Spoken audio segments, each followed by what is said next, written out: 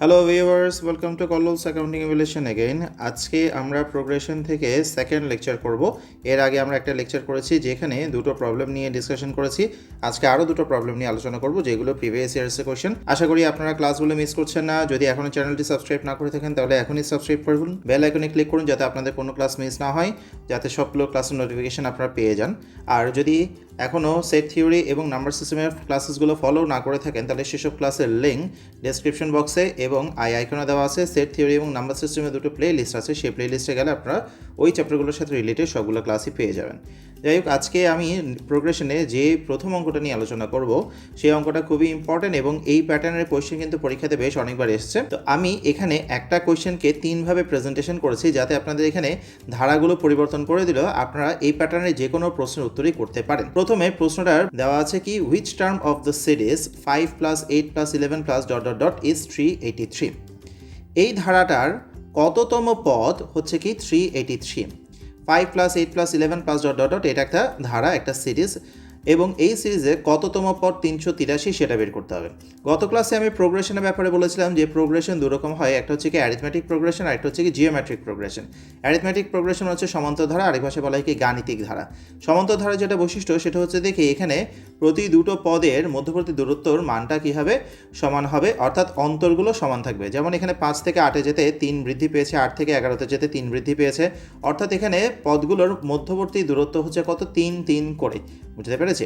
তো এভাবে করে একটা ধারা তৈরি হয়েছে। যেহেতু এখানে অন্তরগুলো সমান বা সমান্তর, তাই এটা হচ্ছে কি একটা সমান্তর ধারা বা অ্যারিথমেটিক প্রোগ্রেশন। এবং এই অ্যারিথমেটিক প্রোগ্রেশনটার মধ্যে 383 কততম আইটেম এটা আমাদেরকে নির্ণয় করতে হবে। এছাড়াও এই প্রশ্নটাকে আরও অন্যভাবেও প্রেজেন্টেশন করা যায়। যেমন আমরা অন্যভাবে বলতে পারি কি, find out the number of terms of the series 5 + 8 + 11 + ... 383। এখন 383কে কিন্তু ধারার একটা মান হিসেবে আমি এখানে দেখেছি, যদি এখানেও 383 একটা মান, কিন্তু এখানে প্লাস চিহ্নটা ছিল, এখানে প্লাস চিহ্ন আসে, অর্থাৎ এটা ধারার শেষ পদ হিসেবে প্রকাশ করা হয়েছে। তাহলে 5 + 8 + 11 + ... 383 এই ধারাটাতে কতটা পদ আছে তা নির্ণয় করতে হবে। তো একইভাবে আসলে আমরা সমাধানটা করব। 383টা যততম পদ হবে, যেটা প্রথম রিকোয়ারমেন্ট ছিল, প্রথম অংশের বা প্রথম প্রশ্নের রিকোয়ারমেন্ট ছিল, একইভাবে যদি আমরা পরবর্তী অংশের মধ্যে দেখি তাহলে 383 হচ্ছে এখানে শেষ পদ। তাহলে শেষ পদ মানে কি, তাহলে এখানে যতগুলো পদ আছে তার মধ্যে সবার শেষ পদের মান হবে কত, 383। তাহলে আমরা পদ সংখ্যা বের করলেই কিন্তু পেয়ে যাবো যে এই শেষ পদের মান 383 হচ্ছে কিনা। একইভাবে এটাকে আরও একভাবে প্রেজেন্টেশন করতে পারি, how many terms are in the series 5 + 8 + 11 + ... 383। একই জিনিস এখানে বলা হচ্ছে কি, how many terms are in the series, এই সিরিজটার মধ্যে কতগুলো টার্মস আছে, তার মানে কি পদ সংখ্যা কত তা নির্ণয় করতে হবে। যাই হোক, এখন এই তিনটার সলিউশন তো একই অবশ্যই, শুধুমাত্র প্রশ্নটাকে আমি তিনভাবে প্রেজেন্টেশন করলাম যাতে আপনাদের বুঝতে সুবিধা হয়। প্রশ্ন এইভাবে একটু মডিফাই করে দিলেও যাতে আপনারা অ্যান্সার করতে পারেন। আমাদের তাহলে তিনটার মধ্যে যেটা বিষয় সেটা হচ্ছে আসলে এন এর মানকে নির্ণয় করতে হবে। আমাদেরকে হাউ মেনি টার্মস, কতগুলো পদ আছে তা নির্ণয় করা, মানে কি এন এর মানকে নির্ণয় করা। তো তার জন্য আগে প্রশ্নে যেসব ইনফরমেশন দেওয়া আছে সেগুলো আমরা লিখে নেব। প্রশ্ন থেকে আমরা লিখছি কি, গিভেন ফার্স্ট টার্ম a = 5। আমরা গত ক্লাসে আলোচনা করেছিলাম যে ধারার প্রথম পদকে আমরা a দ্বারা ডিনোট করব। ফার্স্ট টার্ম a এর মান হচ্ছে কি এখানে 5। কমন ডিফারেন্স সাধারণ অন্তরকে ডি দিয়ে আমরা ডিনোট করি। আর ডি এর মান বের করার ক্ষেত্রে সূত্রটা হচ্ছে কি second term minus first term. সবসময় সেকেন্ড টার্ম থেকে ফার্স্ট টার্ম মাইনাস করতে হবে। এখানে সেকেন্ড টার্মের মান হচ্ছে কি 8 এবং ফার্স্ট টার্মের মান হচ্ছে কি 5। তাহলে 8 - 5 হলো, কমন ডিফারেন্স পেয়ে গেলাম কত, 3। এখানে ধারাটা 3 করে বাড়ছে। এরপরে আমরা লিখতে পারি কি, nth টার্ম, nতম পদের মান হচ্ছে কত, 383। এই যে 383 কততম পদের মান বের করতে বলেছে, এখন কততম পদ বের করতে হবে সেটা তো জানি না, তাই সেখানে আমরা কি লিখছি, nth টার্ম। তাহলে nth টার্মের মান হচ্ছে কত, 383, আর আমাদেরকে নাম্বার অফ টার্মস n এর মান কত তাই নির্ণয় করতে হবে। তো গত ক্লাসে আমরা nth টার্মের ফর্মুলা নিয়ে ডিসকাশন করেছিলাম। nth টার্মের ফর্মুলাটা কীভাবে গঠন হয়েছে তা নিয়ে আলোচনা করেছি। যারা গতদিনকে ক্লাসটা করেননি, ডেসক্রিপশন বক্সে তার লিঙ্ক দেওয়া থাকবে, সেই ক্লাসটা অবশ্যই ফলো করে নেবেন। তাহলে ওই ক্লাসটা ফলো করলে তাহলে nth টার্ম কীভাবে বের করতে হচ্ছে সূত্রের গঠনটা বুঝে নেবেন, এবং ওখানেও দুটো গুরুত্বপূর্ণ অঙ্ক আছে, সেই ক্লাসগুলো করে নিতে পারবেন।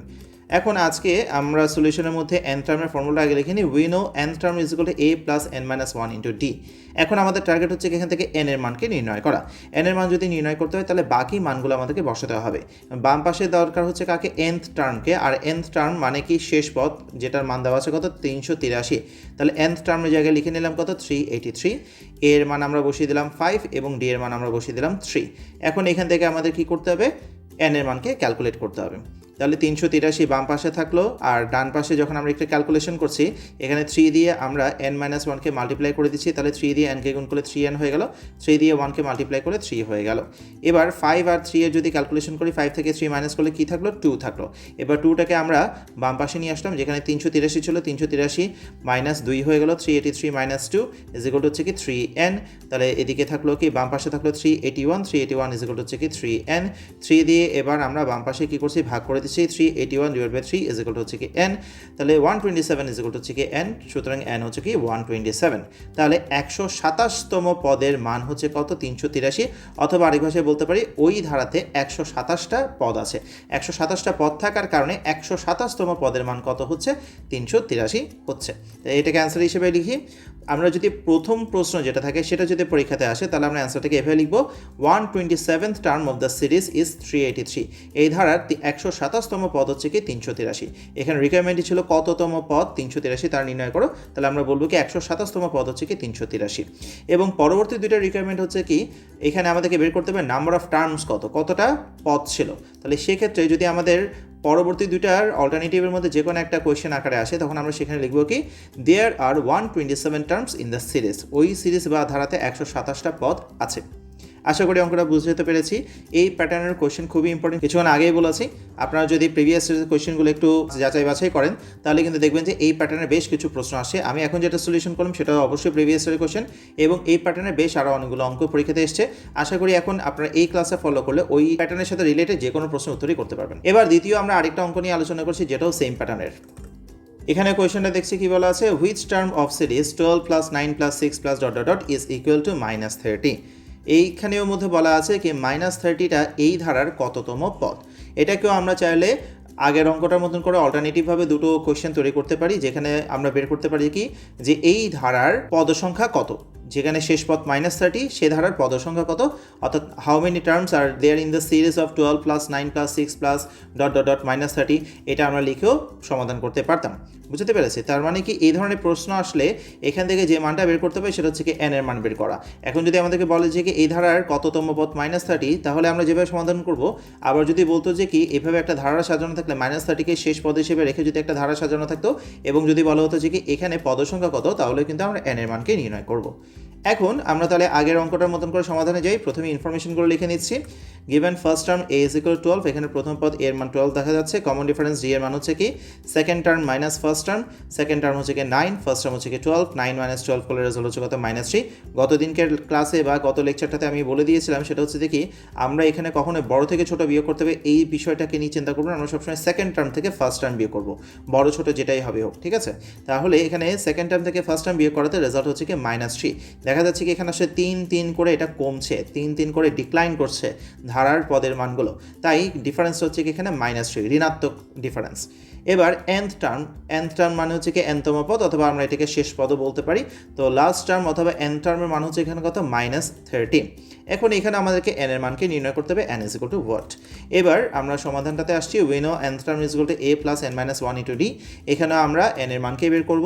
nth টার্মের মান আমরা এখানে দেখছি -30 আছে, -30 বসিয়ে দিলাম। a এর মান হচ্ছে কি 12, d এর মান হচ্ছে কি -3, n মাইনাস 1 কে বের করতে হবে।